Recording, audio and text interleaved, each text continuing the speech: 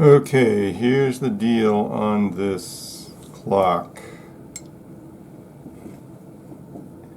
Um, it had to come apart from the back like that. Of course, after all the taking off the little windy things and stuff.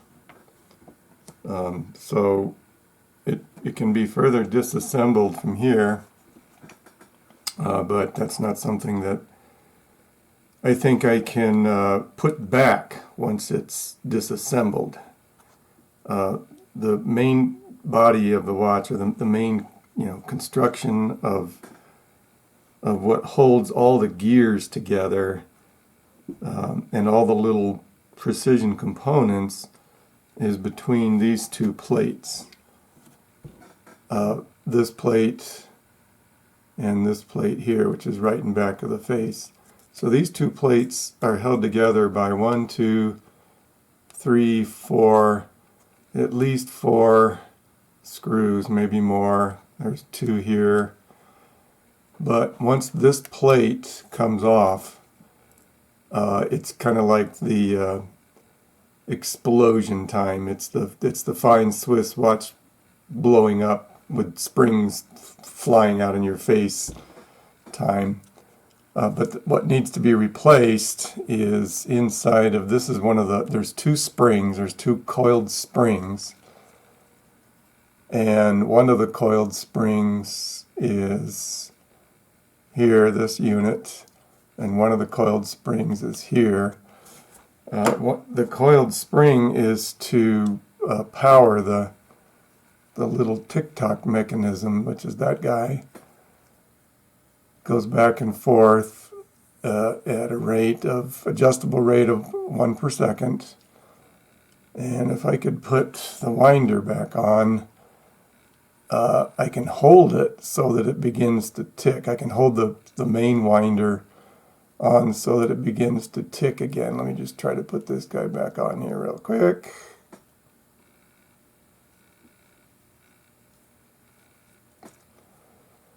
So everything works. The only thing that doesn't work is the pawl that holds the winder wound. There's a little anti-backlash pawl that clicks into place so that when you wind the spring, it stays wound and doesn't unwind. In this case, there's nothing holding it wound, so it just unwinds itself immediately. But if you hold it wound, you can see it begins to tick. So there's nothing holding this wound, and what's supposed to hold it wound is a little pawl inside of a gear that is way down inside of there. You might be able to see a few teeth on a gear that's inside of there. So that's the part that needs to be replaced. I don't want to take it apart because it'll just be too hard to get back together. So I have another plan on how to resurrect it, how to fix it. But it's really nice. This is a beautiful unit. It's just like the old designs. It's got that, the 17 joule thing, which basically precision weights this roller, this clicker thing, so that it has a exact once per second rate. And that's even on a little itty bitty tiny spring. You can see it right there. And that spring is adjustable by that little faster and slower hand. So you can kind of tension up the spring and make it rock back and forth slower or faster.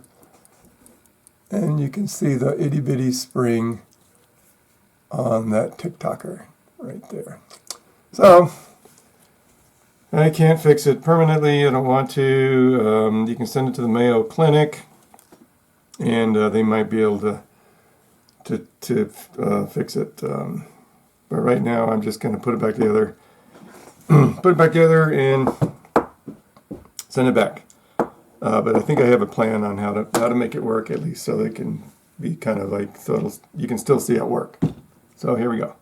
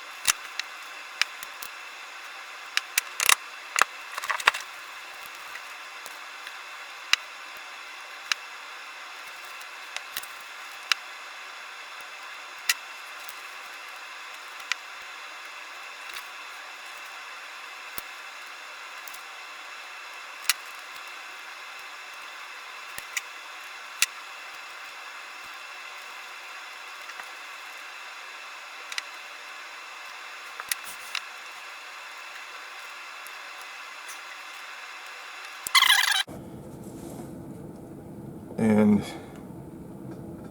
I wanted to glue this face down just a little bit. The face kind of got peeled up some. So we'll take a break.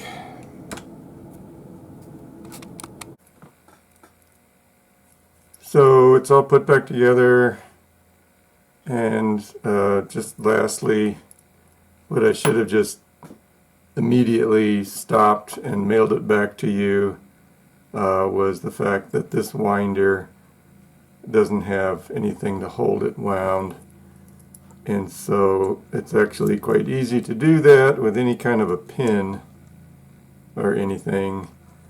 Just put it in the winder and brace it so that it doesn't unwind,